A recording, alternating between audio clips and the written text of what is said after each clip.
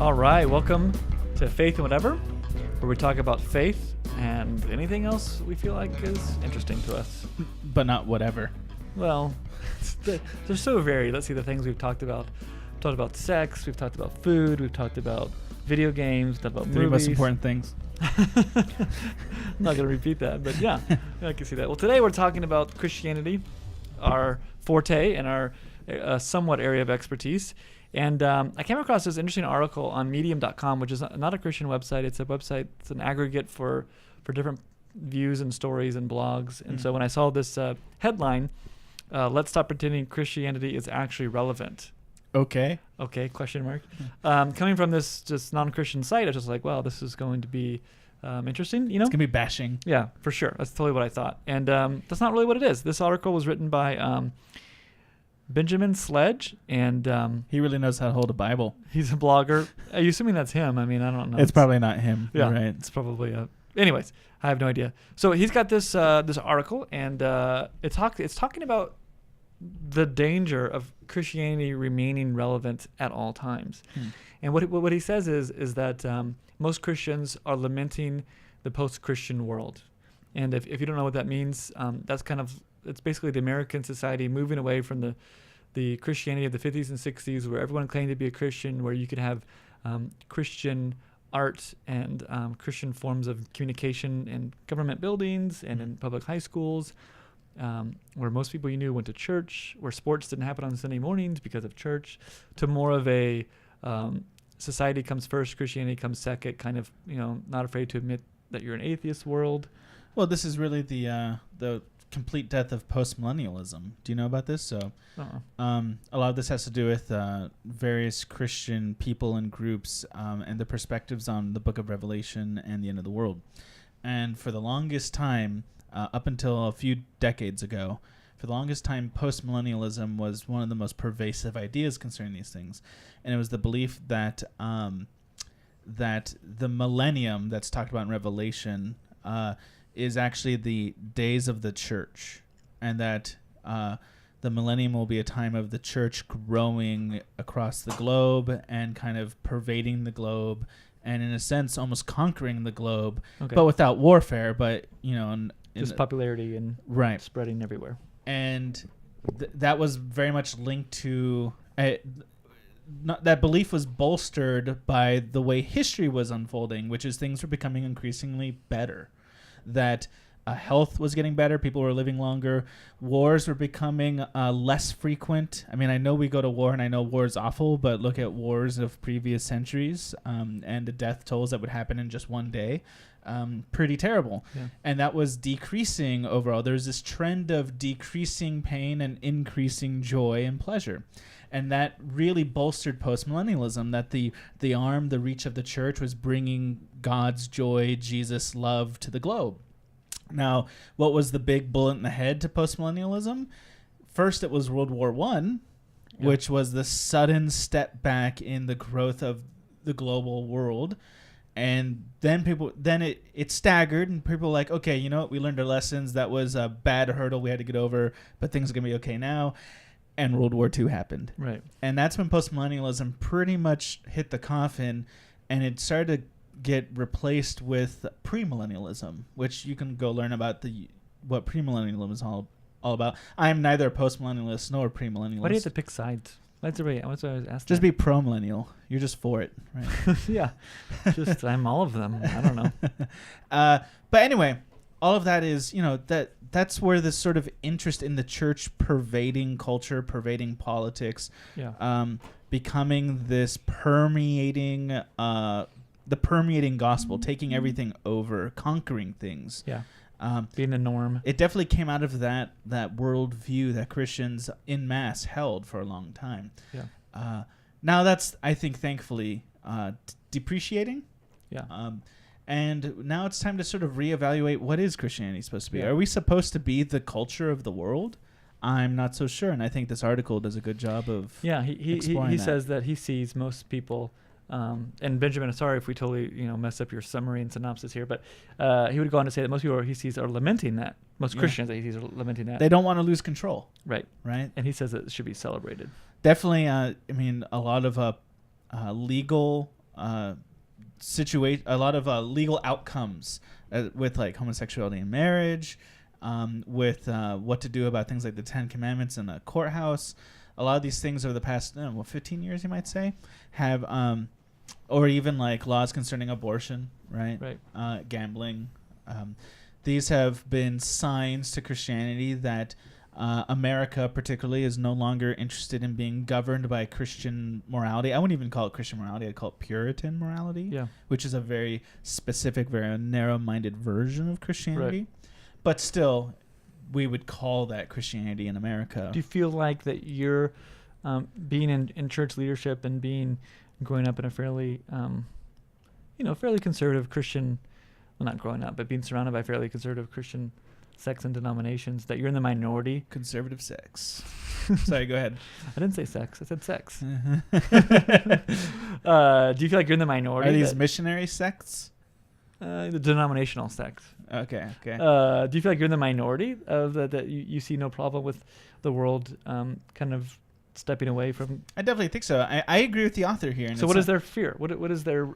Nobody likes to lose control. It feels good that when things conform to what we consider normal. Okay. Right? There's security in your country, your society reflecting what you consider to be right and good. Yeah. And there are some positive aspects about Christianity permeating American culture. There's some negatives, there's some drawbacks, but there's positives. We can't deny the positives. I would argue, which I can't do here, take too long, but I would argue, we have so many public social systems originally because of Christianity. I mean, there's a reason why most hospitals are named after saints. There's a reason why most shelters and traditional organizations that seek the welfare of others tend to come out of Christian denominations. Right. So there's definitely this positive side to permeating the culture. And those things don't necessarily go away. Right. The people whose heart behind them starting those things and doing those things are still there. Right. But they certainly enjoyed a time when culture and the law were biased towards them, and thus there's some benefit to that. They probably got more funds. They probably got chapel being required for all students who went to Yale or something back in like 1931 or something like that. Right. So yeah. There's this. It's scary to lose for your country, for your society to start reflecting somebody who's not like you.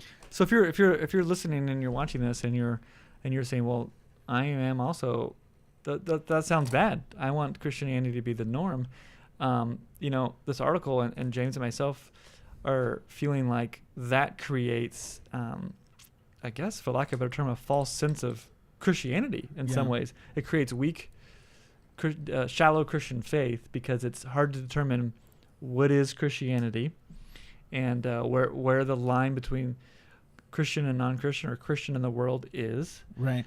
And I would say that also, we need to recognize that at the heart of America aren't Christian ideals, never were, even though we never wanted to admit that. I don't think free market capitalism, which is at the DNA of America, that's not Christian. I'm not saying it's evil. I'm not making the reverse argument. I'm just saying it's not Christian.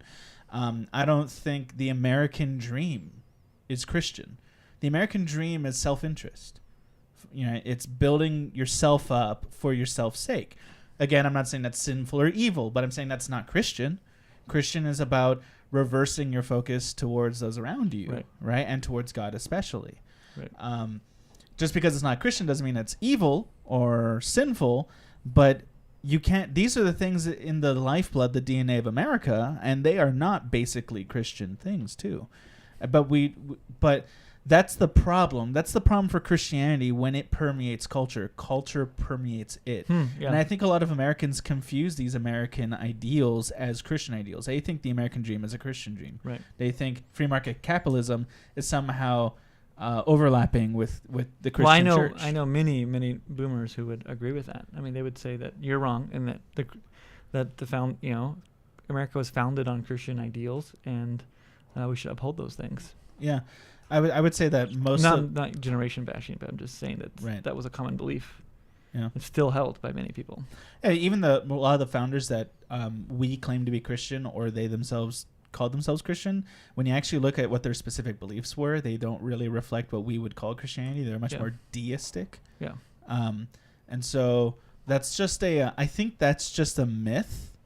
The myth of Christian America is a myth that's just been used to the benefit of politicians to garner Christian votes. Yeah. And I think there's some real good for the church to disentangle ourselves from the culture, to no longer be relevant. Right. Be ourselves. Right. Let's say you're worried about abortion.